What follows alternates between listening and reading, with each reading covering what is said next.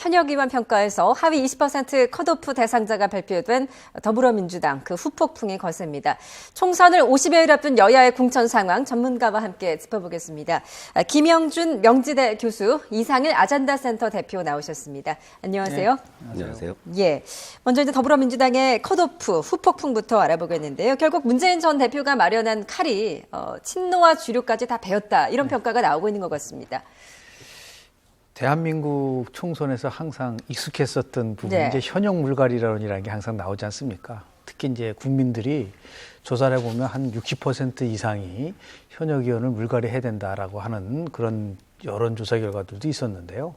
이 부분은 뭐 작년에 공천과 관련돼서 그 김상권 혁신위원회 위원장이 예고했었던 부분들과 맥을 같이 하고요. 다만 이제 탈당했던 분들이 있었기 때문에 그 당시만 해도 지역 국회의원 21명, 그리고 비례대표 4명, 그래서 25명을 실질적으로 이제 컷오프 하겠다라는 거가 있었었는데요. 어저께 발표는 10명에다가 이제 불출마 선언한 분 3명을 빼고 나면 13명인데 나머지도 삼선 의원급들 같은 경우 50%, 초재선은 30% 정도 정밀 검사를 해서 공천에 관련돼서 컷오프를 하겠다는 걸 얘기를 하고 있기 때문에 다만 이것이 이제 물갈이라는 면에서는 뭐 많은 국민들이 관심을 가질지는 모르지만 실질적으로 현역 의원에 대해서 갖고 있는 여러 가지 부정적인 것들이 끝나고 나서 우리가 면밀하게 검토를 해보면 매 국회마다 50% 정도가 물갈이가 됐었어요. 네. 그러나 문제는 뭐냐면 물갈이를 했다고 해서 반드시 국회가 좋아진다는 보장은 없거든요. 그러니까 물갈이만 가지고는 안 되고 여러 가지 조직 문화라든지 정치 행태라든지 이런 것이 같이 변화되지 않으면 저는 단순하게 물갈이만 가지고는 새로운 국회를 만들기에는 한계가 있을 수 있다는 말을 좀 지적하고 싶습니다. 대표님께서는 좀 어떻게 보셨습니까? 그 당초에 사실 이제 지난해 그 소위 김상곤 혁신안에서 이제 컷오프에 대한 규정들을 마련했을 때 상당히 당내 반발이 컸던 것들은 이게 결국은 이제 그 당시 이제 그 새정치민주연합 당시죠. 그 친노 패권주의를 강화하는 수단으로 활용되지 않겠냐. 비주류나 호남 의원들에 대한 물갈이로 이용될 것이다. 이런 우려가 많았는데 어쨌든 이번에 발표된 것은 그거보다 오히려 반대로 범친노 그룹으로 분류되는 분들이 이제 그 컷오프 대상에 해당이 됐고 호남 의원들은 이번에 없었습니다. 그래서 그런 부분에서는 좀 다른, 오히려 사실은 지금 더불어민주당은 이제 이번에 컷오프가 끝이 아니라 이 이후에 말씀하신 대로 추가 정밀 심사를 통해서 이제 현역 의원들 물갈이를 더 큰 폭으로 할 수 있다, 이렇게 지금 밝혀놨기 때문에 이후의 파장들은 이제 앞으로의 물갈이에 더 주목이 될 텐데요. 여하튼 이번에 1차 컷오프 발표는 오히려 지금 어떤 면에서는 명분을 쌓아가는 그런 측면에서 좀 이루어진 게 아닌가 이렇게 보여지고요. 이후에 이제 어떤 식으로 얼마만큼의 폭에 현역 물갈이를 더 진행할 것인지에 아마 관심이 쏠릴 것 같습니다. 어쨌든 이제 1차 컷오프는 또 명분 쌓기용이다라는 분석을 해주셨는데 지금 일부 의원들은 받아들이는 분위기지만 일부 의원들에도 반발이 지금 심상치가 않습니다. 먼저 이제 더민주의 홍일학 의원 오늘 탈당을 선언했는데요. 지금 무소속으로 이제 출마하겠다는 건 아니겠습니까? 그렇죠. 어떤 결심이 그 배경에 자리했을까요? 일단 뭐 김부겸 전 의원도 얘기했지만 야당과 TK를 연결시키는 고리가 끊어졌기 때문에 안타깝다는 얘기를 하고 있는데요. 비례대표이기 때문에 의원직을 상실을 하게 되죠. 비례대표 규정에 의하면 탈당을 할 경우에는 의원직을 상실하게 되거든요. 그럼에도 불구하고 무소속으로 나가서 심판받겠다 얘기를 하고 있는데요. 정치 과정을 보면 실질적으로 물갈이를 하든 컷오프를 하든 최종적인 거는 국민이 하는 거거든요. 국민만큼 정확하게 심판하는 사람이 어디 있습니까? 너무 지나치게 인위적 컷오프와 국민 물갈이라는 이 두 가지 속에서 어느 것이 더 한국 정치에 맞느냐. 근데 우리는 그동안은 계속해서 인위적인 컷오프를 했단 말이에요. 이것이 결국은 이제 일방적으로 따지면 아주 냉정하게 표현한다면 국민들에 대한 평가 기준을 아예 그냥 그 기회를 박탈시켜버린 거거든요. 그래서 당연히 반발이 나올 수밖에 없는 거고 현역 의원들 같은 경우는 이 부분에 대해서 명쾌하게 기준, 물론 다양한 방식에 의해서 컷오프를 했겠죠. 다면 평가도 있었고 의정 활동에 대한 평가도 있었고 여론조사도 있었고 지역 활동에 대한 부분도 있었고 등등 여러 가지가 있었는데요. 이런 것들이 이제 선거를 아주 굉장히 뭐 50일도 안 남 상태에서 이다 보면은 당연히 뭐 나가서 이제 새롭게 무소속으로 나가면 표가 분산될 수밖에 없는 것이고 그런 의미에서 보면 유권자들이 혼돈을 올 수 있는 부분들도 있는데 과연 이제 국민들이 어느 쪽에 손을 들어주냐라는 거는 총선 결과를 보고 우리가 좀 평가해 볼 수 있다고 봅니다. 그렇군요. 이제 김부겸 전 의원도 이제 잠시 뒤에 기자회견을 열고 입장을 밝힌다고는 하는데 어떻습니까? 좀 그 민주당 내에서 더불어민주당 내에서 좀 후폭풍이 좀 거세지 않을까요?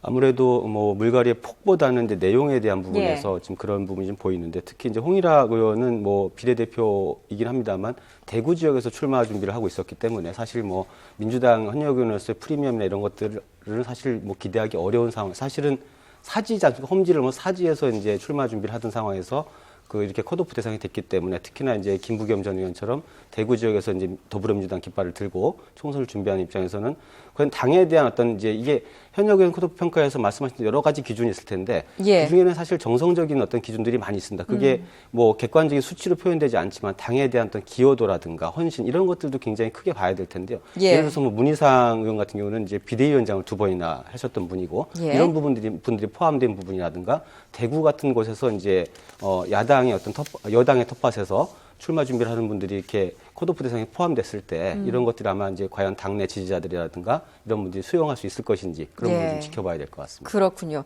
다른 의원들의 거취도 좀 주목이 되는데 일단 이제 김현 전정의 의원 같은 경우에는 이제 공천위의 결정을 수용할 수 없다. 그래서 이제 재심을 청구하겠다라는 입장입니다. 그렇습니다. 이렇게 되면 좀 어떻게 되는 겁니까? 바뀌기 힘들겠죠. 뭐 예를 들어서 이의 신청한다는 것은 이제 규정에 나와 있지만 저걸 다시 번복해서 한다는 거는 모든 그 사실을 다 스스로가 부정하는 거기 때문에 아마도 뭐 평가 기준에 왜 안 됐냐는 나름대로 다 있지 않겠습니까? 저는 제일 좋은 방법은 그 부분이 왜 당신이 평가에서 이렇게 떨어질 수밖에 없냐는 거를 본인 스스로는 뭐 볼 수 있게끔 해주는 게 제일 좋을 것 같아요. 상세하게. 뭐 나머지 부분에 대해서는 뭐 어떨지는 모르겠으나. 지금 그게 이의 신청을 해야지만 본인한테 소명을 해준다고 그러니까 이제 하니까. 그렇게 한 것이지 이게 뭐 이의 신청을 해서 바뀔 거다라고 보기는 좀 어렵고요. 그러한 절차와 이제 과정이 있을 텐데 뭐 유인태 의원 같은 경우는 뭐 아쉽지만 수용하겠다라는 얘기를 하고 있고요.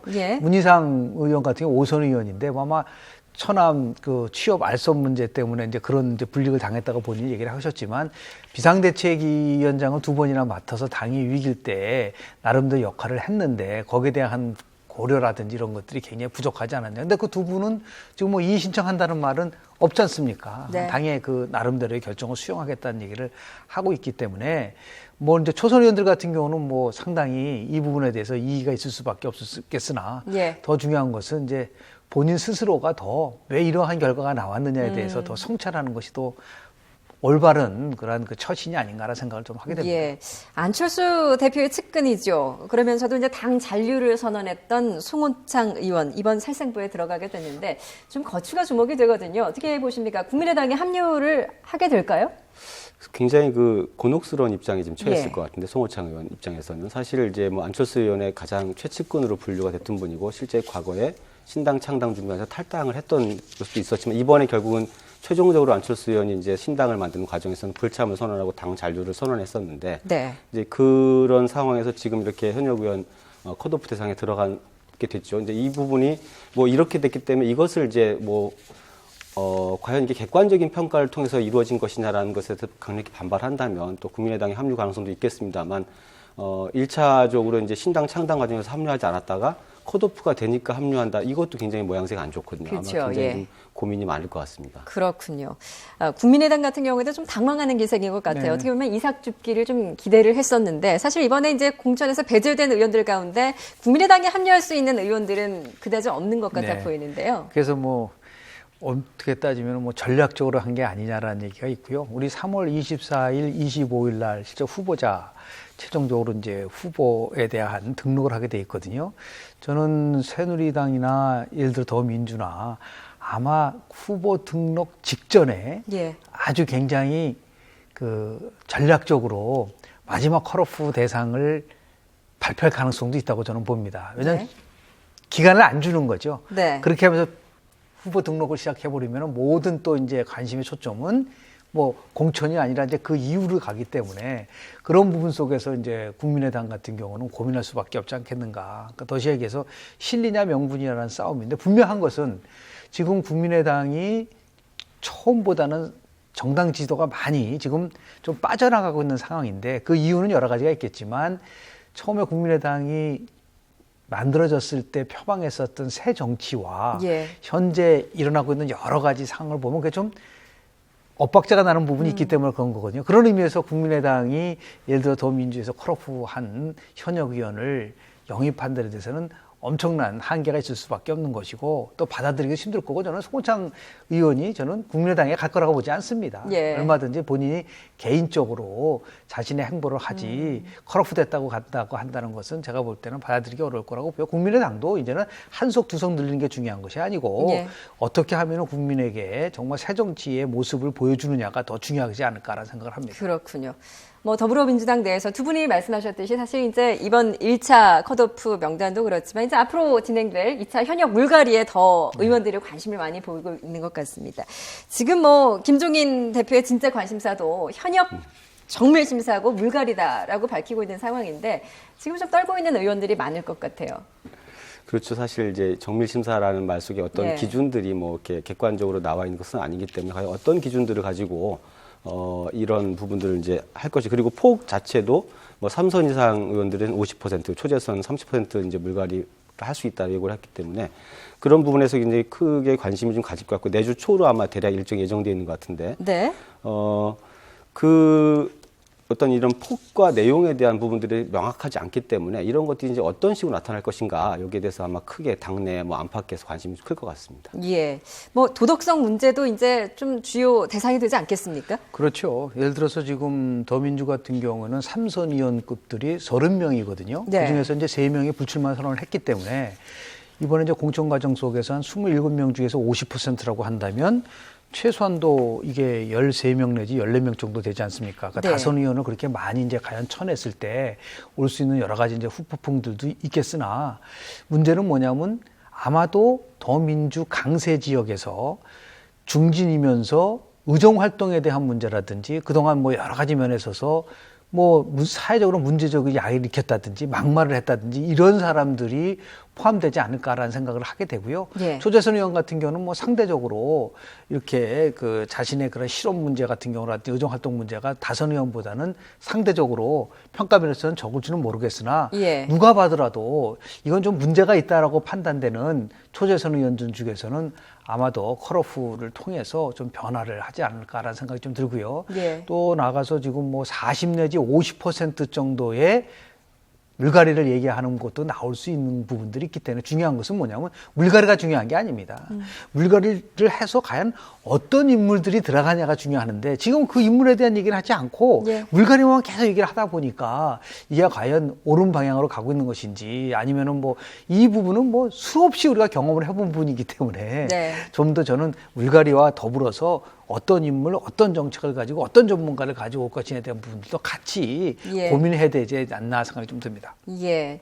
먼저 김종인 대표, 뭐 현역 의원 20% 컷오프 대상자 중에서 탈당 의원의 명단도 발표하겠다 이렇게 밝혔습니다.